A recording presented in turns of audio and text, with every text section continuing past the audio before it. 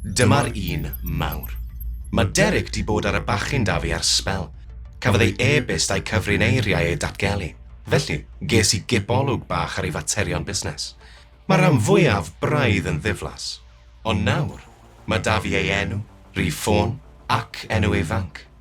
Wi hyd yn oed yn gwybod pryd mae fe'n checo ei e-byst. Fi just angen rhywbeth i'w baswadio. Dyle hysbysiad tal am ei gleiant wneud y tro. Byddwch chi eisiau aros o gwmpas am hyn.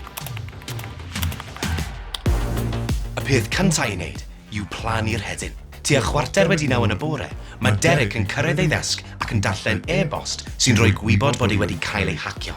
Ond, dim ond y dechrau yw hynny. Nesaf, daw'r alwad ffôn bryderus o'r banc. Mae da fi llais gweithwyr banc wych. Yn gyntaf, byddai'n dweud wrtho bod digwyddiadau anarferol wedi bod ar ei gyfrif. Wedyn, gofyn y cwestiynau diogelwch, enw, cyfeiriad ac yr ysbysiad tal yna o'r e-bost. Gallwch chi gadarnhau am bwy mae'r taliad o 25,567 pint. Just digon o wirionedd i brofi mai fi yw'r banc.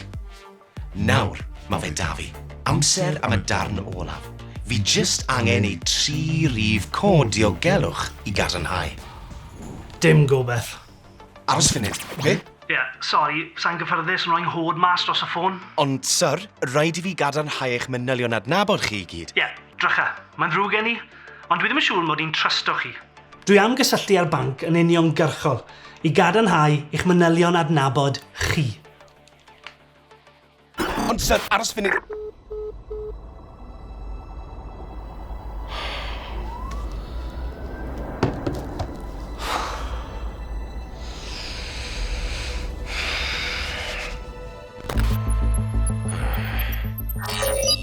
Roedd da fi deimlad da iawn am yr un na. Dim ots, mae miliynau o bobl ar-lein. Wy'n aros am bobl sydd ddim yn pwyllo, gwirio, diogelu. Wyt ti'n un ohonynt?